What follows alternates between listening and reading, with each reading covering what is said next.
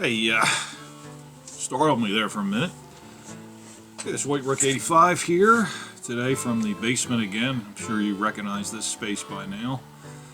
With the purchase I made last week, the Taurus M445 Ultra Lite pistol that I got from the Gallery of Guns, Davidson's website. Hopefully you've had a chance to take a look at that video and see how I purchased this firearm through the internet, online, and legal, and background check, and all the rest of that. So I wanted to show you the little bit of it because I really didn't get into it last week.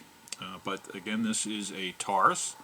It's the M445 Ultra Lite, and of course it is a revolver, 5-shot revolver, and I think you can see through that, maybe. It is unloaded, of course. Everything that I have next to me, I safety checked before I started this. I always do. But in the light of some of the things that happened at some of the gun shows this weekend, it's always good to double check, safety check. When I heard there was 3 separate accidents, and I know there was a lot of celebrations, if you want to call it, gatherings this weekend to show your support for your Second Amendment rights.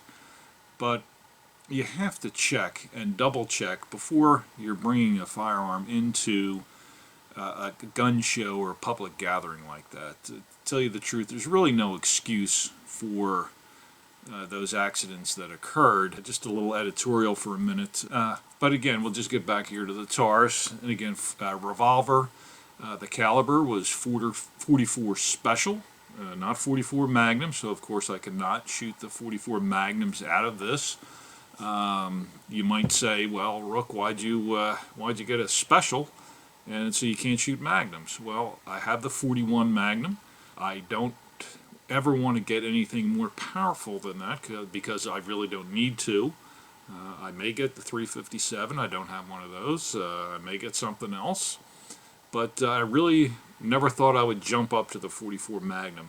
44 Special, from what I understand, shoots comparably to 45 APC or 45 Colt or a couple of the other cartridges that I do have, 4440. So I like the 44 caliber, just didn't want to get into that 44 Magnum. I know 44 Special ammo is a little tough to come across. But I was able to pick up about 150 rounds, 120 rounds of it recently. Have about another 150 coming in the mail whenever they're finished back ordering. And after that, probably go into the reload mode. And of course, if I want to get a little bit hotter than the off-the-shelf or boxed ammo, I can with the 44 Special and see how they perform. So again, here we are with the Taurus double action. And again, you can single and go ahead and double if you needed it. It does have a transfer bar system, so of course on the hammer itself, there's not a pin that goes all the way through. It strikes the primer of the shell itself. Again, capacity was 5, and it has a security lock feature. So if you needed to lock this out from someone in your family that you don't want to have any access to it as far as being able to pull the trigger, it does have that Taurus key lock system, which is rather nice, instead of having basically the safety lock on there. The sights are the Serrated Ramp on the front and notched in the back, and I'll get a little bit of close-ups of the firearm itself. I'll get some close-ups at the end, or intersperse them with the video. Again, barrel length, very short barrel length, 2 inches on this, and overall length 7 inches. So for a 44 special, or for a 44, it is very light at 22 ounces and very short. Overall length 7 inches. This is considered medium frame pistol. Again, not a small frame, medium frame. These rubber grips on it, they are very similar to what's on the Judge, which I have sitting over here on the rack, which we'll take a look at. And I shot the Judge last summer, and I think these grips, it feels great in the hand. It really feels good, and I'm hoping those rubber grips will take a little bit of the recoil. But being the special, I don't think it's going to be anything extravagant. The Smith & Wesson introduced the 44 Special in 1907 as a smokeless powder cartridge. The case was based off of a lengthened version of the older 44 Russian black powder cartridge. The 44 Russian had an impressive reputation for accuracy, and so does this. I think we know why the 44 Special isn't as popular these days. One, cartridge is over 106 years old at this point. Of course, a lot of cartridges have been around for a long time, a lot older than that. It's still in use. But, of course, it was the 44 Magnum that was developed by Elmer Keith. And, of course, who else but Clint Eastwood with the Dirty Harry movies that popularized the 44 Magnum. The 44 Special, of course, is, again, considered, I guess, an odd cartridge or not as used cartridge. But then again, I'm like that. I like a little bit of the odd cartridges. I do have that 41 Magnum. I have the 4440, the cowboy cartridge, which is a little bit different than the 45 Colt. So I sometimes kick myself when I go into a store and try to purchase them, and they don't have any, and I have to end up getting them online, which is fine for now. I can order online and have those cartridges sent to my house. Will I be able to do that in the future? That's up to you and me to not let that happen. I want to continue to order ammo online, so get out there and write your congressman, write your senator, local, state-wise, and national. One thing, getting back to the Dirty Harry movies that made the 44 Magnum so popular, in the movie Magnum Force that came out in 1973, I was watching that a week or 2 or 3 ago, and one of the lines kind of stood out in my mind because I was already thinking of getting this. The line was, "And what kind of load do you use in that 44? Harry Callahan, or Clint Eastwood's reply was, "It's a light special." Now, is that a light special Magnum, or was it he shooting the 44 Specials out of his 44 Magnum, which is, of course, you can do. Can't do it the other way around, but I kind of thought that was interesting. He went on to say, "This size gun, it gives better control and less recoil than the 357 Magnum with wad cutters." Again, getting on to this Taurus M445 Ultra Lite, and again, Ultra Lite, 22 ounces. This thing doesn't weigh anything at all compared to some of the other pistols that I have on the rack over here. As a matter of fact, it's the lightest one, even though I have the 38 over there. Of course, the Judge is going to be a little bit. For those of you that think that I only buy Rossi or Taurus, I do have a Kimber Supper Carry Custom. And a couple years ago, you could not get a more expensive firearm from Kimber. And you know how expensive they are to begin with. This was their flagship 1911 a few years ago. So I just don't buy, of course, Taurus. I do a lot just because instead of buying 4 guns, maybe I can have 6. So that's one of the reasons why I do it. And the other is I have peace of mind because I do purchase these firearms through Davidson's Gallery Gun with the lifetime guarantee. So let's put him back in the rack again for a second. And let's just do a little bit of comparison between some of these firearms. I'm going to zoom in a little bit and let's take a look. Then we'll go on to the trigger pull and the weight. Well, I have my scale right here. Here's my scale, and have my trigger pull scale. So we'll take a look at the trigger pull for this. I did it a couple times a few days ago, and the double action pull, of course, is a bit heavy, and even the single action is a little heavy, but it broke nicely. It felt good. Didn't have a chance to get out to the range with this yet. So again, let me zoom in a little bit. We'll take a look at the difference between a couple of these firearms, and then I'll take a walk over to my rack over there and pull a couple cartridges off. So here again we have the Taurus Ultra Lite, but let's take a look at the difference between the size of that and the Rossi 38 Special. Let's see if I can get these right next to each other so you can see them. Very similar as far as frame size. As you can see, the Rossi with the 4-inch barrel, of course, is a little bit different. Surprisingly, this is heavier. It can handle 38 plus P rounds, so I'm not sure if it was a little bit more stout than a regular one, but the weight of that I think is 32 ounces compared to the 22 for the 44 Special. So it feels a little bit thinner because the grip is different on it. You can see the grip is just a little bit thinner on the Rossi. Still, that Rossi was a pleasure to shoot. I can't wait to get back out there and shoot again with it.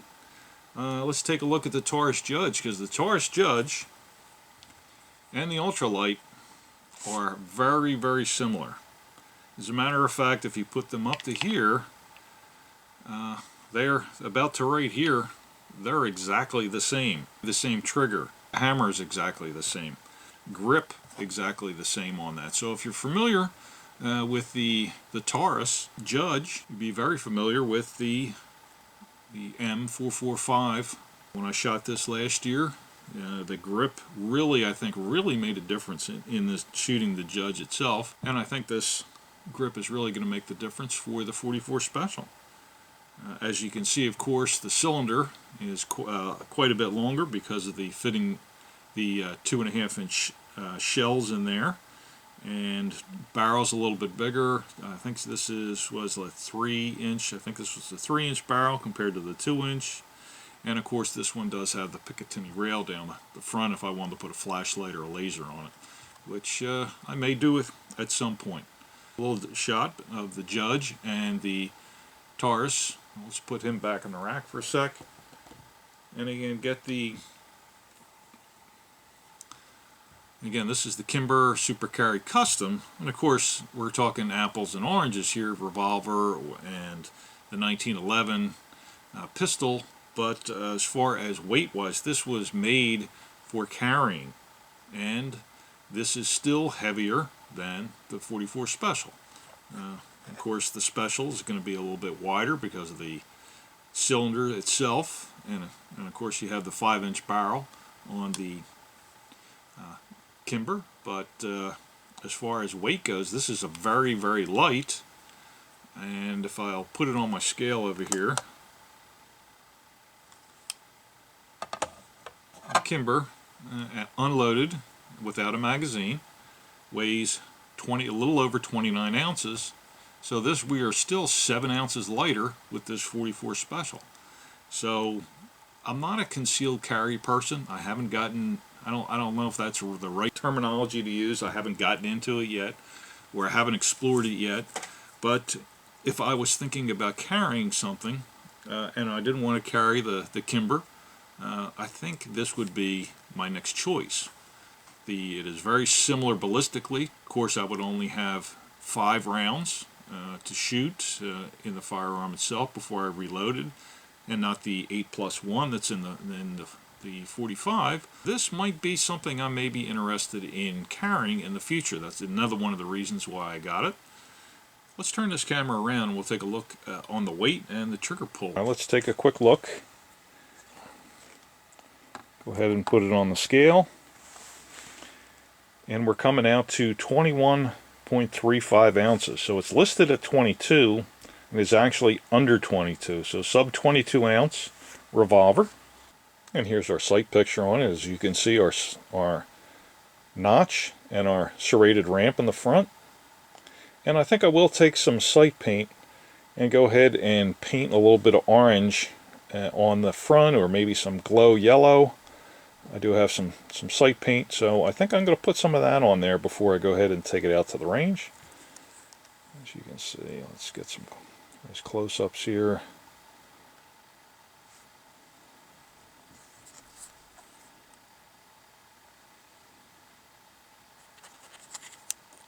Go ahead and open it up. Okay, now you saw that was definitely unloaded. Let's take a look at that trigger pull. This will be the double action.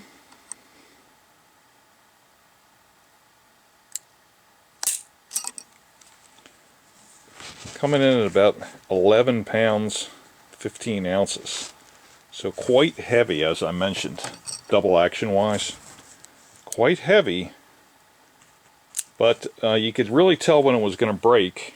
So we'll have to see at the range double action. Now, you normally target practice, target shooting. I don't shoot that way. But let's take a look single action when it was cocked. And here we are at about 5 pounds, 11.5 ounces. So there's your trigger pull on it. A little on the heavy side, but I think it's actually still going to shoot very well. Well, now that we took a look at the difference between a few of the firearms that I have sitting here, let me go over to my rack over there, my shelf, and get some cartridges. Alright, let's get some ammo just to do some comparisons on that 44 Special.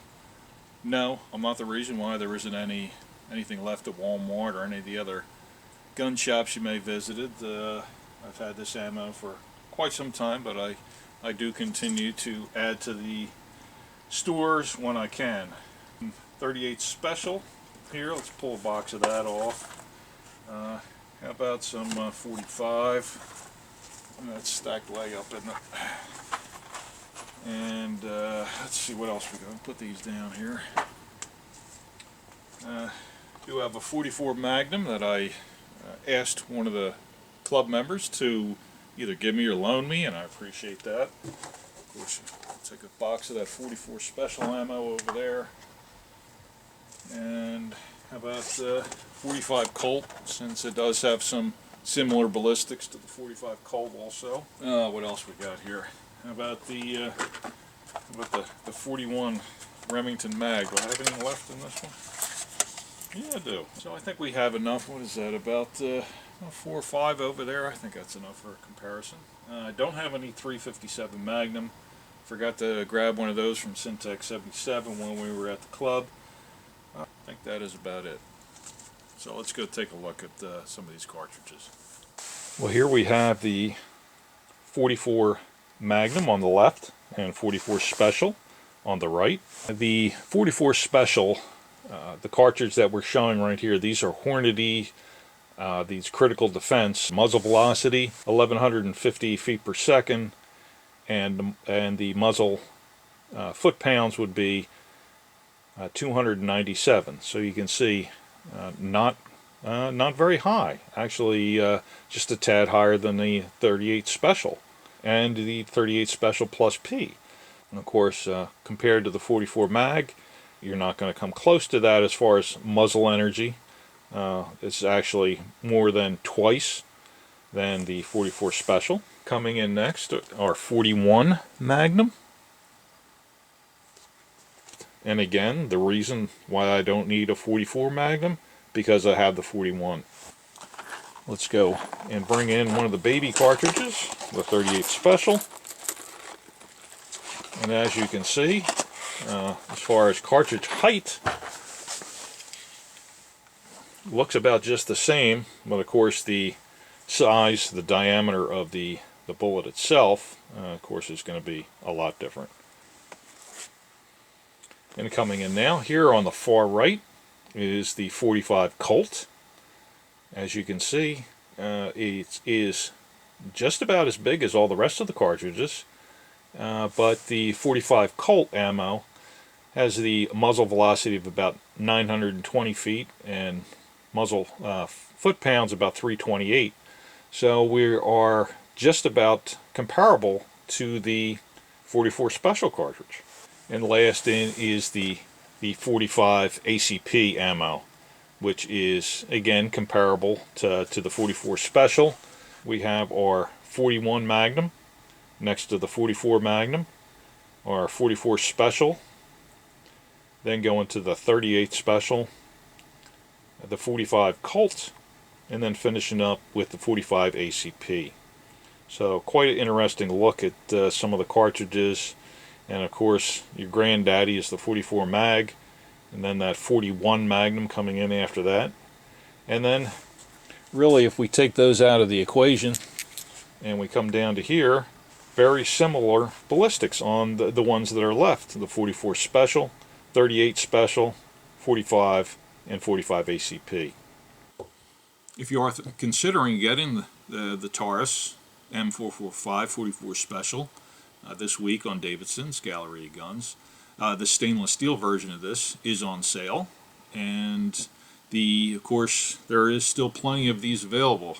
Taurus must have shipped quite a few to Davidson's, and they do have a lot of stock, which at this point on some other firearms, especially 357s, unless you like the cowboy action, there isn't any 357s to buy on Davidson's or anywhere else. I was up at my local shop picking this up last week, and they normally have 4 cases, 2 shelves each, filled with different firearms, revolvers, pistols, and they were down to 1/2 shelf.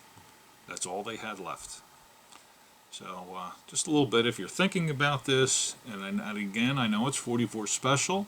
You can't shoot 44 Magnums in it, so you are restricted to those 44 Specials. You still can pick this up if you like what you see. So this is White Rook 85 signing out off the Delmarva Peninsula today, and I hope you enjoyed taking a look at the Taurus M445 Ultra Lite 44 Special and some comparisons between the cartridge and a few of the others we took a look at.